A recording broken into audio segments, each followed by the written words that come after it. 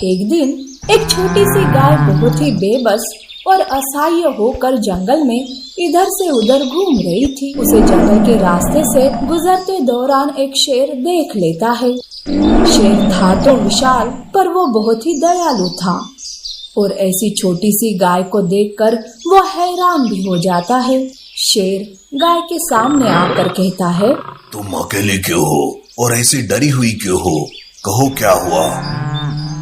शेर, दरअसल मेरे पीछे एक सफेद अजगर लगा हुआ है।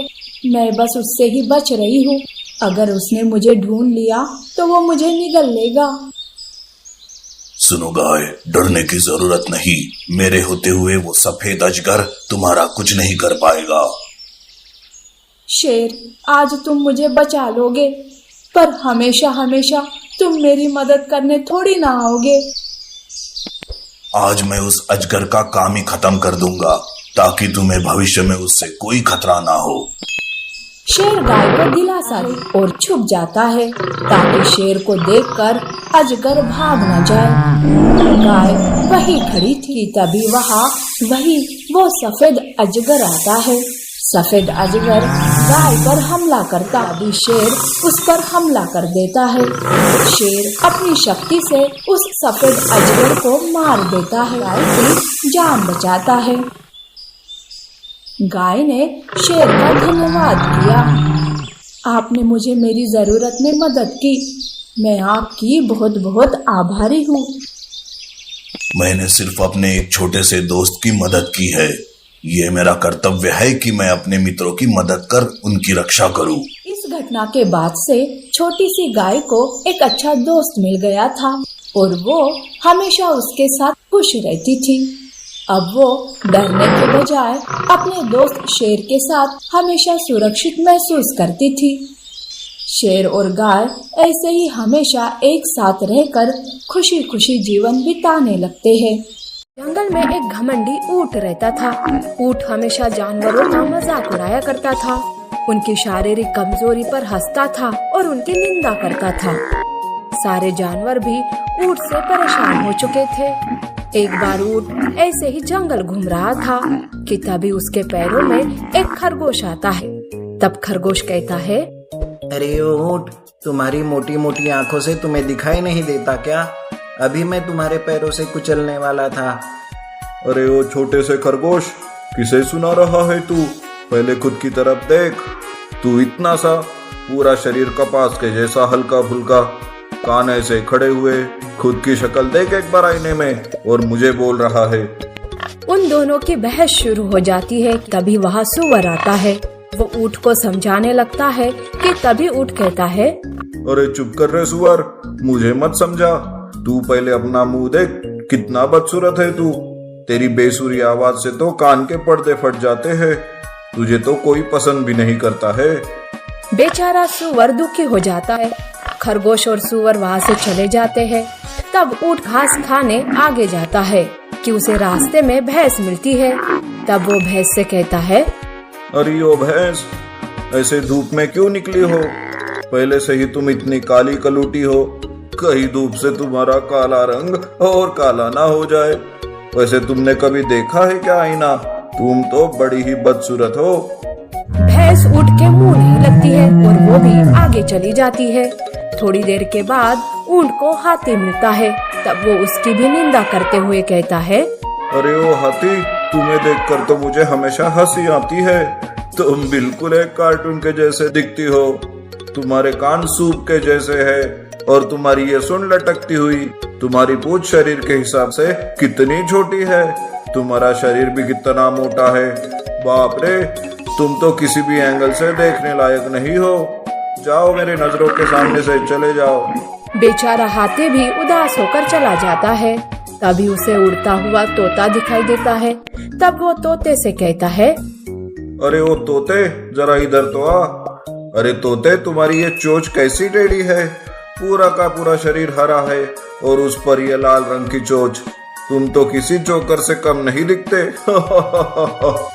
इस तरह से ऊंट हमेशा जानवरों का और पंछियों का खिल्ली उड़ाता रहता था। ऊंट की मुलाकात भेड़िए से होती है।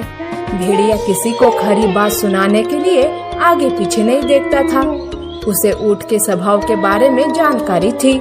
ऊंट भेड़िए के बारे में भी अनाप शनाप बोलता। उससे पहले ही भेड़िया कहता है, अरे ऊंट, तू हमेशा जानवरों के बारे में उल्टी सीधी बातें करते रहता है। मुझे पता है कि तू मेरे बारे में ऐसा ही कुछ बोलने वाला है, लेकिन एक बार खुद की तरफ भी तो देख।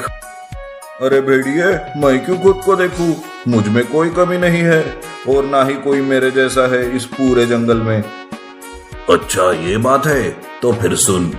तुम्हारा लंबा चेहरा, पत्थर जैसी आंखें, पीले पीले गंदे से दांत और पीठ पर ये भद्दा सा कुबड़ और तुम्हारे ये आड़े टेढ़े पैर, सारे जानवर में तू ही सबसे बदसूरत है। दूसरे जानवरों में कुछ कमी है, पर तुम में तो खामियां ही खामियां है।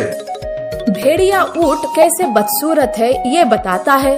ये सुनकर ऊंट को उसकी गलतियों का एहसास होने के बजाय उसे तो भेड़िए पर गुस्सा आता है और वो भेड़िए से कहता है, अरे तुम तो मुझे बुरा दिखाने के लिए ये सारी बातें कर रहे हो, पर मेरी बराबरी कोई नहीं कर सकता, समझे? मैं तुमसे भी ताकतवर हूँ। देख ऊंट, अब तू ज्यादा ही कर रहा है। पहले तो दूसरे जानवरों की कमी निकालते वक्त तुम्हें शर्म नहीं आती, और जब तुझे तेरा असली चेहरा दिखाया तो तू गुस्सा हो रहा है। देख, मुझसे उलझने की कोशिश मत कर, वरना बेमौत मारा जाएगा।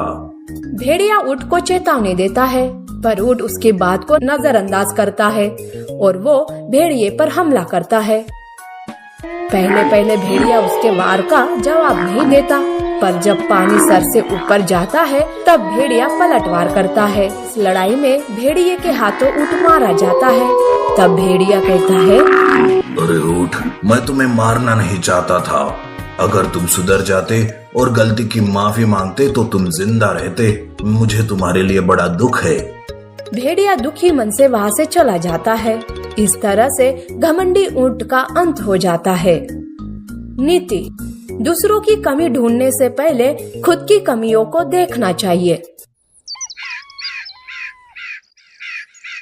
एक दिन एक छोटी सी गाय बहुत ही बेबस और असहाय होकर जंगल में इधर से उधर घूम रही थी। उसे जंगल के रास्ते से गुजरते दौरान एक शेर देख लेता है।